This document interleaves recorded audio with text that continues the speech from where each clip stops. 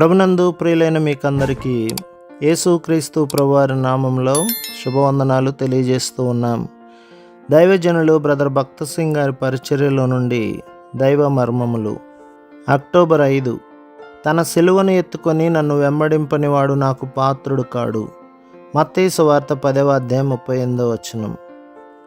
ప్రభువైన యేసుక్రీస్తు తండ్రి యొద్ద నుండి తాను పొందిన సమస్తమును మనకియ్యగోరుచుండుటను బట్టియే యోహాను సువార్త 15వ అధ్యాయంలో తన యందు విశ్వసించు వారిని గురించి ఇట్లు పలికెను, మిమ్ములను దాసులని పిలవక స్నేహితులని పిలుచుచున్నాను. మనము ఆత్మీయముగా ఎదుగు కొలది ప్రభువైన యేసుక్రీస్తు యొక్క స్నేహమునందు ఆనందించుదుము.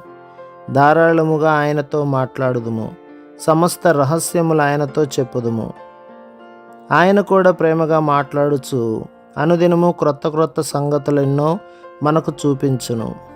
జ్ఞానులకును వివేకులకును మరుగుపరచబడిన సంగతులు పసిబాలురకు బయలుపరచబడినట్లు మత్తయి సువార్త 11వ అధ్యాయం 25లో మనకు జ్ఞాపకము చేయబడుచున్నది. 40 సంవత్సరముల కాలములో దేవుడు అబ్రహామునకు 10 సార్లు ప్రత్యక్షమయ్యను.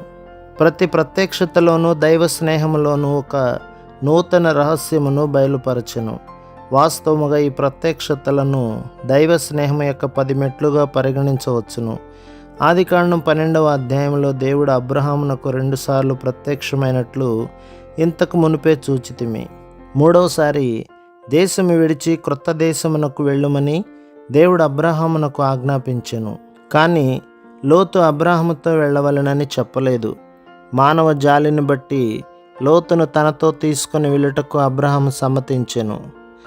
కొంతకాలమునకు అబ్రహాము సేవకులకు లోతు సేవకుల మధ్య కలహము వచ్చెను.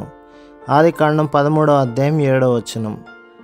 మానవ మమతలెప్పుడు వివాదమునకు దారితీయను.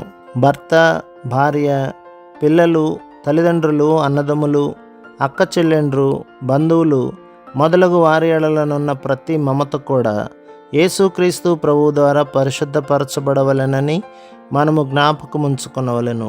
అట్లు పరిశుద్ధపరచబడని ఎడల ఒకనాడది కష్టము తెచ్చును. ప్రభు మిమ్మును, మీ కుటుంబమును, మీ సంఘమును దీవించి ఆశీర్వదించునుగాక. ఆమెన్.